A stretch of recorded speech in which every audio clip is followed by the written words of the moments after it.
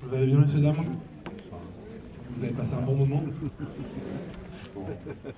Écoutez, ils sont arrivés depuis Touristes, ils ne sont pas perdus en chemin. Donc je vais vous demander de faire un tonnerre d'applaudissements.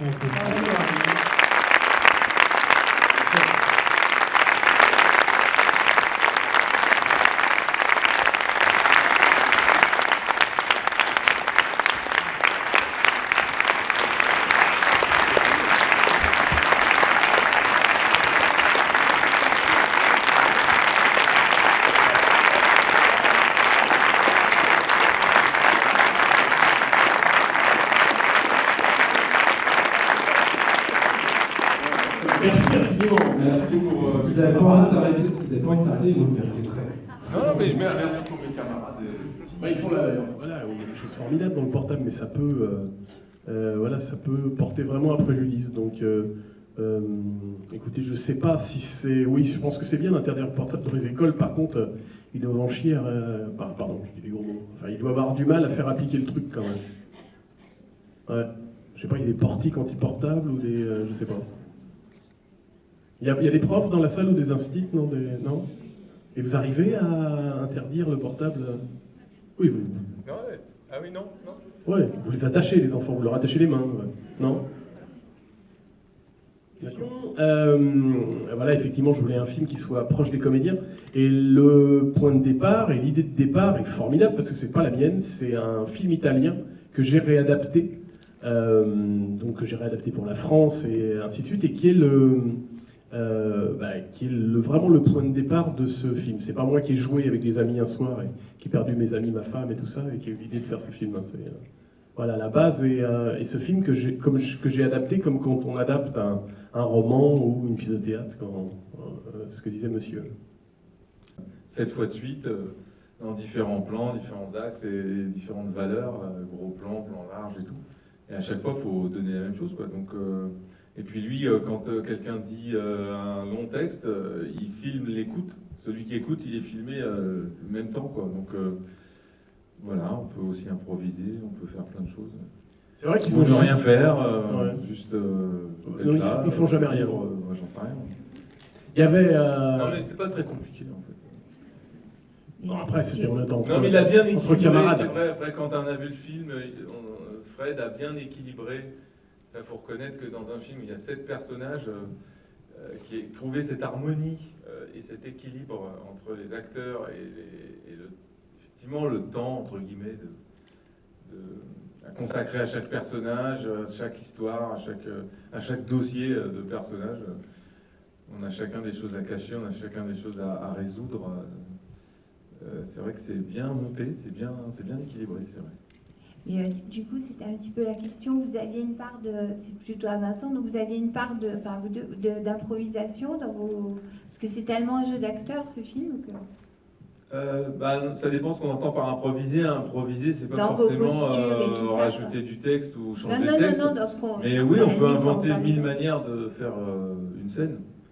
Donc moi, je pars du principe que on l'a fait une fois. Ici, dit couper, qu'on recommence. Pour moi, c'est un autre moment, donc c'est autre chose.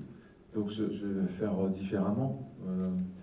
Après, les improvisations, on va dire, quand il n'y avait pas de texte et qu'il avait besoin de créer de la vie, il nous demandait d'improviser, quoi, de rajouter des choses, de vivre, voilà. Et puis il y a aussi qu'à un moment donné, on n'entendait même plus couper au moteur. Hein.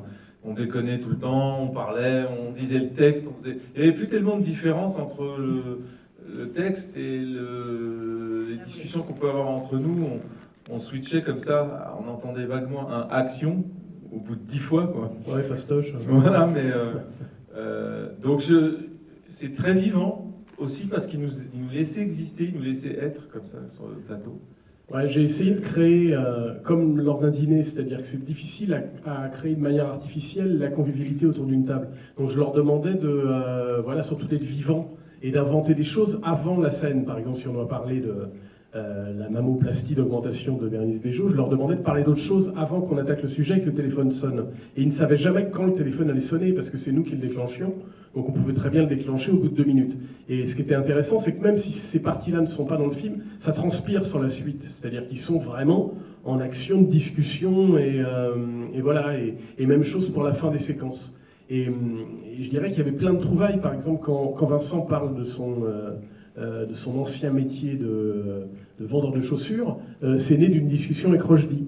Et voilà, et j'ai trouvé ça intéressant, donc j'ai dit à Vincent, bah, reprends ça, et t'as vraiment vendu des chaussures, et donc il brodait autour de ça, comme Rochdy brodait sur son hypocondrie. Comment dire, ça reste en toile de fond, ça apporte de la vie. Et effectivement, Rochdy l'a rajouté, c'était pas dans le script, ça, toutes ces allergies là. Ouais. Parce qu'en fait, comme il voulait pas bouffer les trucs, il a commencé à faire ça, Ouais, il a cherché trouvé ça marrant, ouais, c'était c'est vrai, ça. c'était super bien vu par rapport à son personnage, jusqu'au moment où il a dit je peux pas boire d'eau, je suis allergique à l'eau, t'as dit non, là ça...